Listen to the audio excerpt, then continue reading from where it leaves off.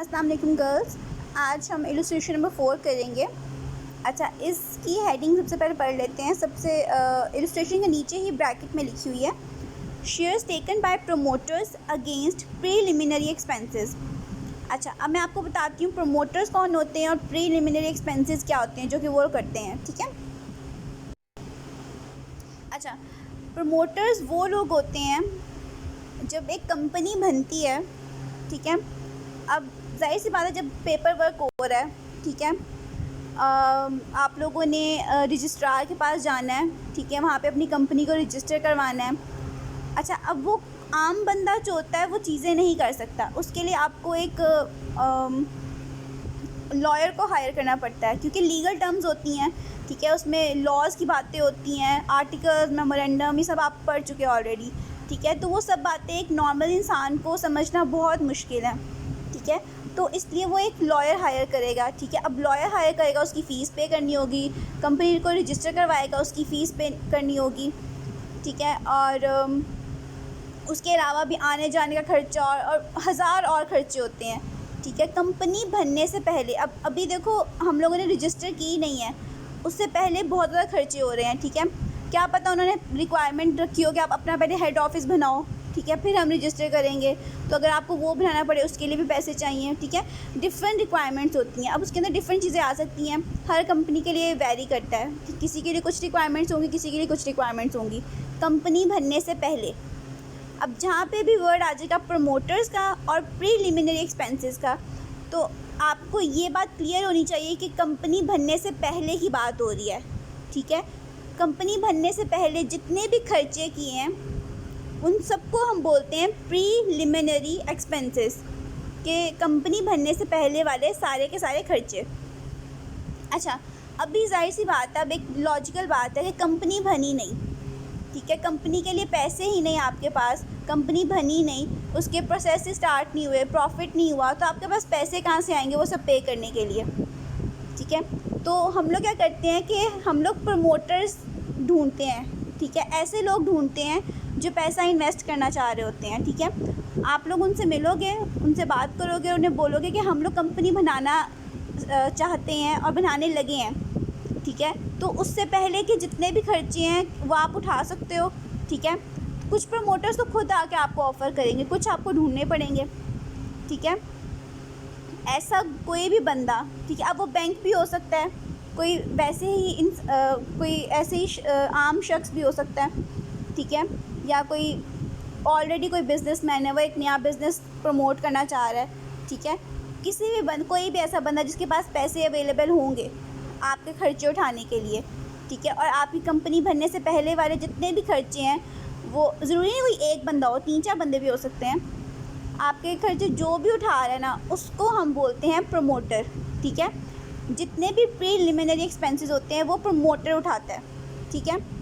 अच्छा, अब हम लोगों ने खर्चा तो कर लिया, अब हमारी कंपनी बनी नहीं, पैसे हमारे पास हैं नहीं, लेकिन खर्चा हो गया। ठीक है, बेशक वो किसी और ने हमारा खर्चा पूरा कर दिया है, हमने उसको भी वापस तो करने हैं ना पैसे, वो वाले जो हम लोगों ने उन प्रमोटर से लिए थे अपने खर्चे के लिए। अब उनको हम किस तरह वो पैसे वापस करेंगे? अगर तो वो मान जाएं कि कंपनी के शेयर ख़रीद लेंगे तो हम उनको शेयर दे देंगे। अगर उन्होंने कहा कि पैसे वापस करो, ठीक है, तो हम वापस कर देंगे, लेकिन मोस्टली कभी भी पैसे उनको हाथ में नहीं दिए जाते। ठीक है, ऐसे ही होता है हमेशा के शेयर्स दिए जाते हैं। अब हम इस क्वेश्चन में देखेंगे कि प्रमोटर्स ने खर्चा उठाया है, ठीक है, और हम उनको शेयर्स अलॉट कर रहे हैं। जिस तरह पहले पीछे वाले क्वेश्चन के अंदर हम लोगों ने क्या किया था, अंडर राइटर्स को शेयर दिए थे। ठीक है, अंडर राइटर्स ने क्या किया कि हमारे शेयर रख लिए थे और हमें पैसे दे दिए थे। अब इस केस में इन्होंने क्या किया हुआ है, हमें पैसे दिए हुए हैं और हमने उनके बदले क्या करना है, शेयर दे देने हैं। ठीक है, तो अब हम क्वेश्चन देखते हैं अपना। आई होप आपको ये स्टोरी जो मैंने सुनाई है, जो प्रॉपर एक समरी बताई है, वो आपको समझ आ गई होगी।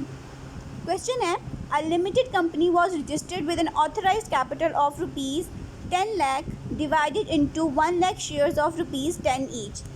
अच्छा, एज़ यूजुअल यहाँ पे 3-4 चीज़ें दी हुई हैं। अब कंपनी का नाम नहीं है, अनलिमिटेड कंपनी लिखा हुआ है, सिंपल। ठीक है, कंपनी का नाम नहीं है, हमारे लिए ज़रूरी भी नहीं है इतना।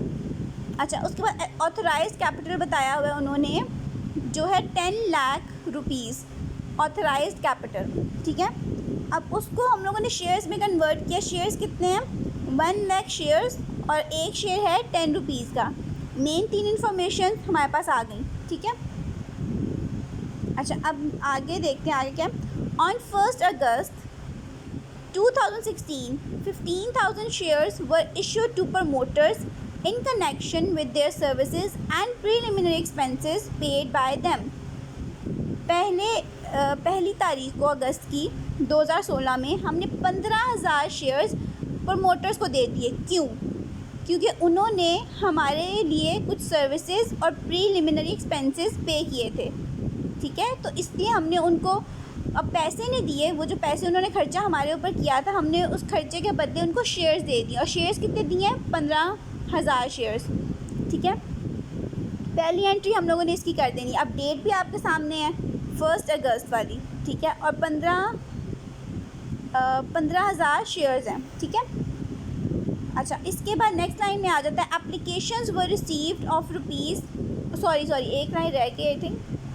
50,000 shares were offer to the general public for subscription. अब हम लोगों ने जो पब्लिक में ऑफ़र किए हैं वो कितने? 50,000 shares. Applications were received for 50,000 shares on the 10 अगस्त। अच्छा, अब 10 अगस्त हम लोगों ने 50,000 जो शेयर्स थे वो ऑफ़र किए पब्लिक में कि आप आके इन्हें परचेज़ कर सकते हो, ठीक है। हमने ऑफ़र कर दिया। अब 10 अगस्त को क्या हुआ कि 50,000 की 50,000 एप्लीकेशंस आ गई, ठीक है। ना ज़्यादा ना कम, पूरी की पूरी 50,000 एप्लीकेशंस आ गई। अच्छा, सब्सक्रिप्शन डेट पे आ गई। नेक्स्ट है on 25 August 2016 shares were allotted to the applicants. 25 अगस्त को हम लोगों ने उन एप्लीकेशंस के बदले उनको शेयर दे दिए। Pass the journal entries and show how would they appear in the balance sheet. अब उन्होंने कहा है कि जर्नल एंट्रीज़ को लिखना है, ठीक है, और बैलेंस शीट करनी है। अब यहाँ पे आपके सामने क्वेश्चन हुआ है ऑलरेडी, ठीक है, लेकिन मैंने सॉल्व किया हुआ तो मैं आपको वहाँ से बताऊँगी ताकि आपको वहाँ से ज़्यादा अच्छे से समझ आए कि इसको कैसे सॉल्व करना है। अच्छा, ये देखो सोल्यूशन, जर्नल, उसका फॉर्मेट बनाया हुआ है हम लोगों ने। हम लोग डायरेक्टली डेट से स्टार्ट करते हैं, ठीक है। सबसे पहले ईयर लिखा हुआ है 2016, क्योंकि 2016 की बात हो रही थी। अच्छा, आगे आ जाता है हम लोगों ने जो हमारी फ़र्स्ट एंट्री थी वो क्या थी? 1 अगस्त को हमने क्या किया था? प्रीलिमिनरी एक्सपेंसेस के बदले शेयर्स अलॉट कर दिए। तो मैंने ये वाली एंट्री की 1 अगस्त preliminary expenses account, ordinary share capital account. अब मैंने ये क्यों लिखा है? क्योंकि प्रीलिमिनरी एक्सपेंसेस के बदले मैं शेयर्स दे रही हूँ, ठीक है। पैसे तो वो ऑलरेडी हमें पहले दे चुके हैं, उन्होंने जो हमारा खर्चा उठाया हुआ है, ठीक है। तो उस खर्चे के बदले, वो खर्चा किस चीज़ पे हुआ था? प्रीलिमिनरी एक्सपेंसेस पे। तो प्रीलिमिनरी एक्सपेंसेस के बदले मैं क्या कर रही हूँ? उनको शेयर्स दे रही हूँ। अच्छा, अब शेयर्स दे कितनी रही हूँ? 15,000 शेयर्स, ठीक है। अब मैंने डेबिट और क्रेडिट साइड पे क्या लिखना है? 15,000 शेयर्स थे, मल्टीप्लाई कर दिए 10 से, क्योंकि एक शेयर कितने का था? 10 रुपये का। तो ये मल्टीप्लाई करने के बाद मेरे पास आंसर आ जाएगा 1,50,000, ठीक है। अब ये वाली अमाउंट जो है मैं अपनी डेबिट और क्रेडिट साइड दोनों पे लिखूँगी, ठीक है। मैंने यहाँ पे छोटी सी जो वर्किंग में हमेशा करती हूँ वो मैंने इसलिए नहीं की क्योंकि मेरे पास जगह कम थी, लेकिन मैंने आपको यहाँ पे ऐसे बता दिया, आई होप समझ आ गया होगा, ठीक है। ये हो गई हमारी पहली एंट्री। और नीचे नरेशन मैंने लिख दिया है 15,000 शेयर्स टेकन बाय प्रमोटर्स। हमने 15,000 शेयर्स प्रमोटर्स को दे दिए हैं, ठीक है। ये हो गई पहली एंट्री, और ये वो एंट्री है जो मेन टॉपिक था हमारा। आगे उसके बाद बेसिक जो 2 एंट्रीज हमारी हमेशा होनी होती हैं। अच्छा, उसके बाद हम अगली एंट्री देख लेते हैं। अगली एंट्री हुई है मेरी 10 अगस्त को, जब हम लोगों ने शेयर एप्लीकेशन लोगों को ऑफ़र किए थे और उन्होंने एप्लीकेशंस भेजी हैं, ठीक है। 10 अगस्त bank account to ordinary share application, ठीक है। एप्लीकेशंस आई हमारे पास, और उनके साथ साथ ही हमारे पास पैसे भी आए हैं, ठीक है। तो हमने एंट्री कर दी bank account to ordinary share application account. अच्छा, अब उसके अंदर अमाउंट कितनी आएगी? क्योंकि शेयर्स हमारे थे 50,000 जो हम लोग पब्लिक को देने वाले हैं, तो इसको मल्टीप्लाई करेंगे 10 से। मल्टीप्लाई करने के बाद हमारे पास टोटल अमाउंट आ जाएगी 5 लाख।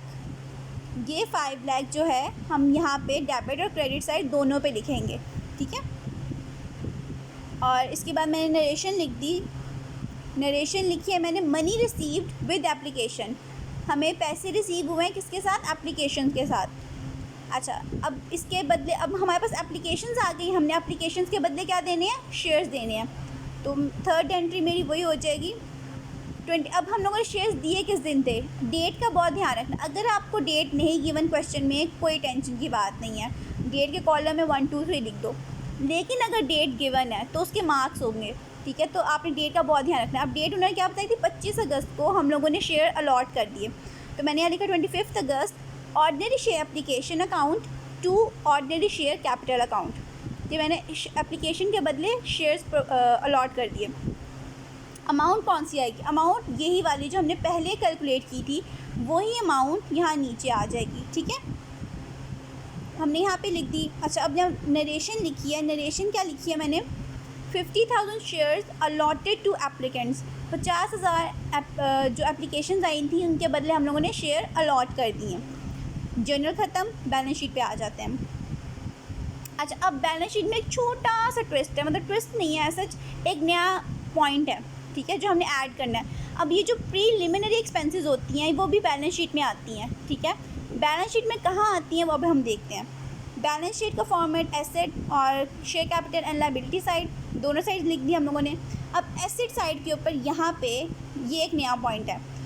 जिस तरह हम लोगों एसेट साइड पे करंट लायबिलिटीज़ होती हैं, लॉन्ग टर्म लायबिलिटीज़ होती हैं, सॉरी लायबिलिटीज़ नहीं, एसेट्स होते हैं, सॉरी, करंट एसेट्स होते हैं और फिक्स एसेट्स होते हैं, ठीक है। अब ये करंट एसेट्स और फिक्स एसेट्स आप लोगों ने पढ़े हुए हैं, ठीक है।